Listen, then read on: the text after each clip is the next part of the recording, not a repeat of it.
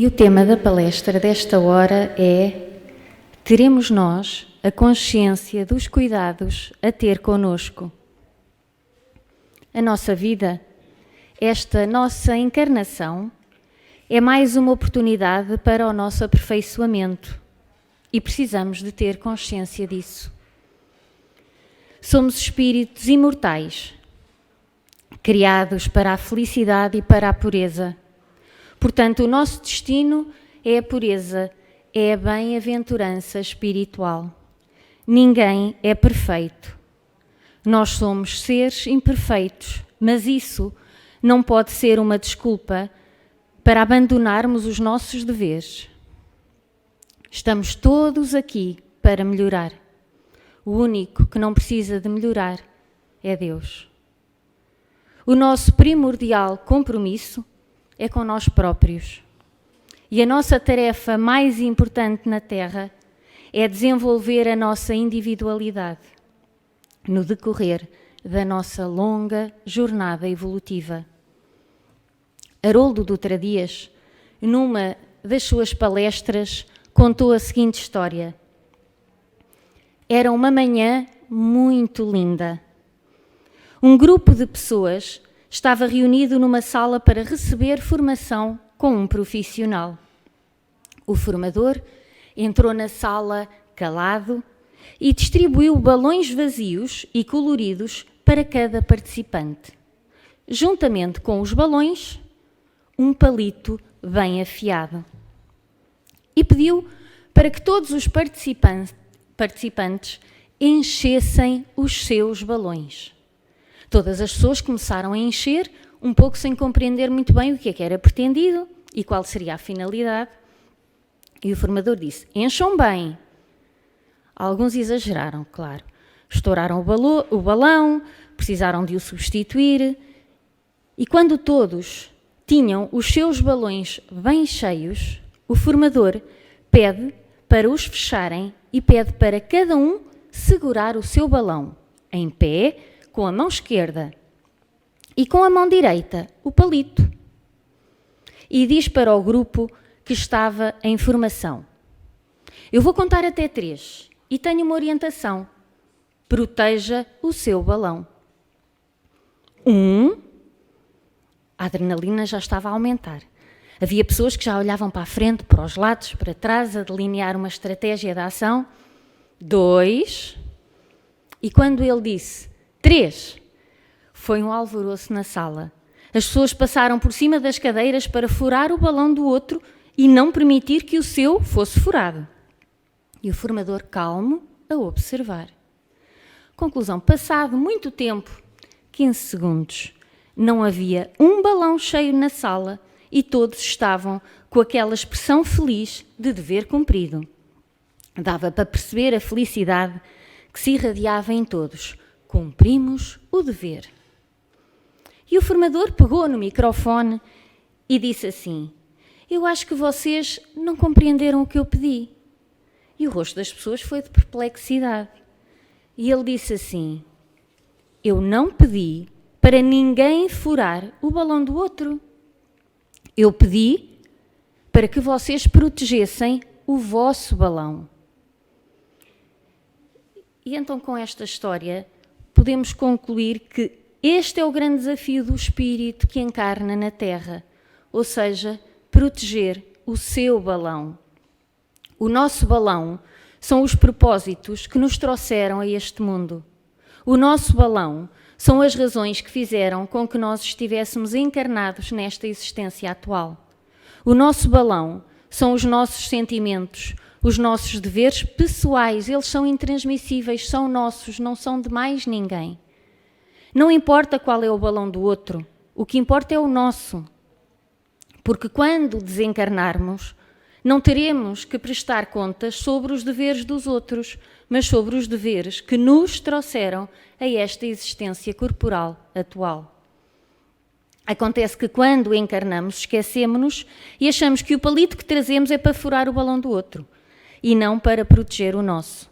Há quem se preocupe mais com o balão do outro do que com o seu próprio balão.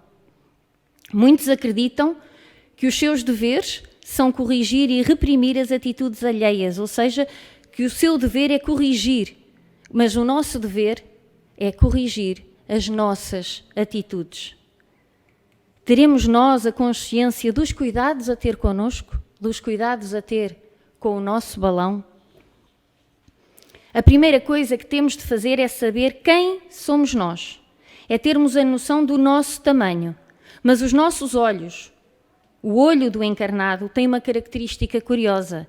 É que nós aumentamos-nos a nós e diminuímos o outro. Ou seja, quando nos olhamos no espelho, nós vemos-nos sempre maiores do que verdadeiramente somos e o outro sempre menor.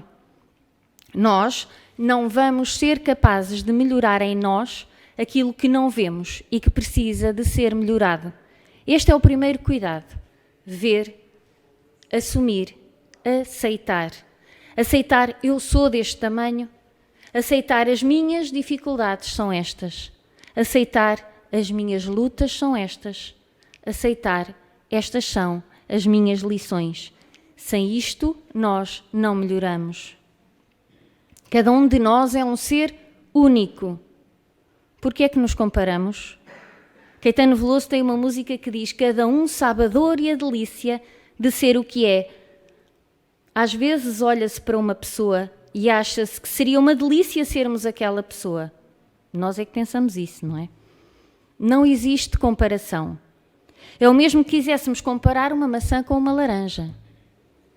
As pessoas comparam-se umas com as outras, se é mais ou menos inteligente, se tem mais, se tem menos. Há quem se compare achando-se inferior aos outros e há quem se compare achando-se melhor, superior, relativamente aos outros. No livro Jesus no Lar, na lição número 19, Jesus apresenta o princípio da humildade como condição essencial para a felicidade. E Jesus pergunta a Tadeu: Tadeu, como é que você interpreta a felicidade? E ele responde: resumindo, mestre, eu queria ser compreendido, respeitado e estimado por todos. E Jesus responde-lhe: Tadeu, se você procura então a alegria e a felicidade do mundo inteiro, proceda para com os outros como deseja que os outros procedam para com você.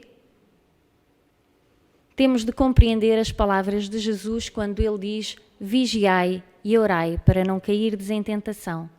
A vigilância é muito importante nas nossas vidas.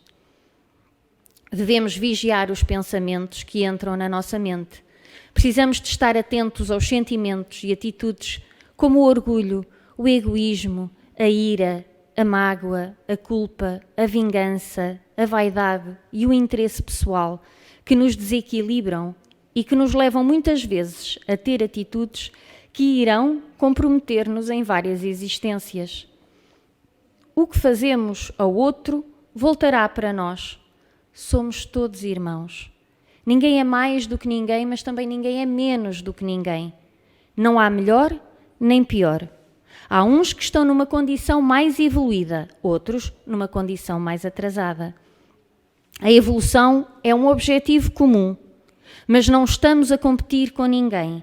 Cada um tem o seu caminho a percorrer. É o momento de refletir se o comportamento, as atitudes que nós estamos a ter são as corretas ou se elas nos levam para o sofrimento.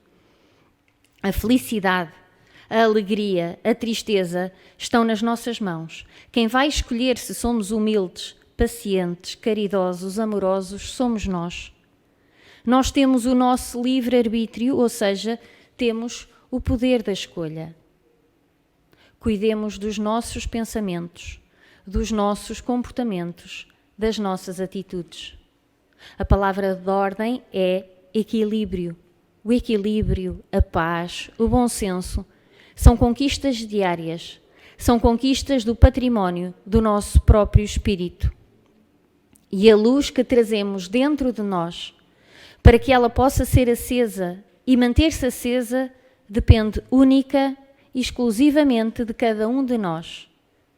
E a nossa luz não se apaga quando nós ajudamos a acender a luz do outro. Que possamos vencer as nossas dificuldades com fé, com confiança, com aceitação.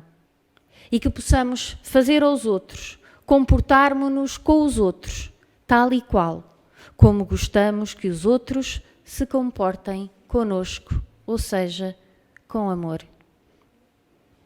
Que Jesus nos abençoe, nos ilumine, nos guarde, nos fortaleça hoje e sempre. Que assim seja.